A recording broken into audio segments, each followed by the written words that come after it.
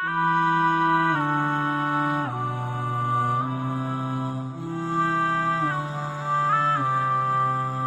on. These relationships that you think are so awesome, and you know why and I'll fill you in a little. I'll fill you in, especially the teenagers in the audience, and the young people in the audience who kind of just recently kind of shot an email and somebody emailed them back and a little Facebook thing happened, and a little wink and a little there in the playground, even though it's a separate school, but in recess you saw each other like and like a little bit of that happened. Let me just fill you in a little. All of this is a product of low self-esteem. You think you're ugly. So if a guy thinks you're cute, you're like, really? I'm beautiful? You have low self-esteem. You think nobody's going to like you, nobody's going to want to marry you, and all of that stuff. And on the other hand, the guy, we don't have good friendships and good relationships, and we're looking for something. And most of the guys, I don't have to tell you what's going on in your head. You and I have ijma' on this issue. The things that go on in our head. There's no reason for me to explain all of that to you. But just because you have raging hormones and you're like daydreaming about girls and things like that, it doesn't mean that you're in love. It just means that you haven't controlled your temptations yet. And you're ruining somebody's life. You're ruining an entire family. You realize what you're doing? And you call it love? You tell me if she was like 50 pounds fatter, you still be in love?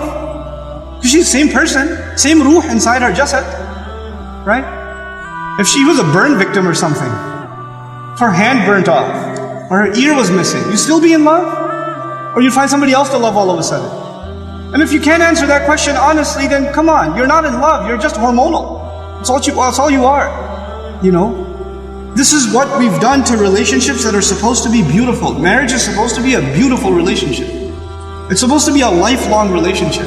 But because you're watching all of these models on TV and stupid women that are just throwing themselves at men and all this stuff, and you've developed this delusional concept of what it means to have love in your life. Delusional concept. Our deen came to free the world from this nonsense. To free it. Because we have a more mature understanding of what it means to have love in your life. I'm not saying you shouldn't marry someone you like, you should. You should be attracted to your future spouse. All of those things are fine. But there's a decency that you have to exhibit before then. And if you're okay with talking to a girl like that, you should be okay with somebody talking to your sister. You're okay with that too? Not if you have any ounce of decency left inside you. If you do, then this is how we have to end these things.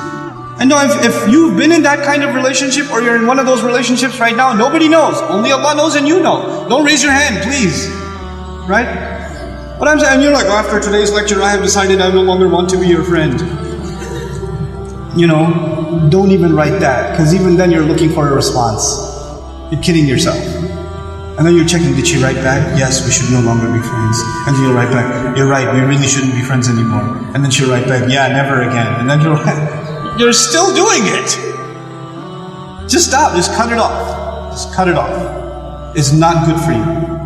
And guys, I've done a whole series on shame, so I won't repeat the whole thing because it took hours and hours and hours, but I will tell you this. It's okay to be attracted to a girl. Allah put that in you. You're not evil for finding a girl beautiful. It's not haram for you to feel that way. You have to control it though. You have to control yourself. Our deen teaches us self-control. And if you cannot exhibit self-control in one aspect of your life, you'll lose self-control in other aspects of your life. Same thing for you. Same thing for you. Control yourself. Control your giggle. Control your overly friendly demeanor in certain situations. Don't be oblivious to, don't say we're just friends, or he's like a brother to me. If he ain't your brother, he ain't your brother. That's it. That's it. Either he's your brother, you share a mom, or he's not. And that's the end of it.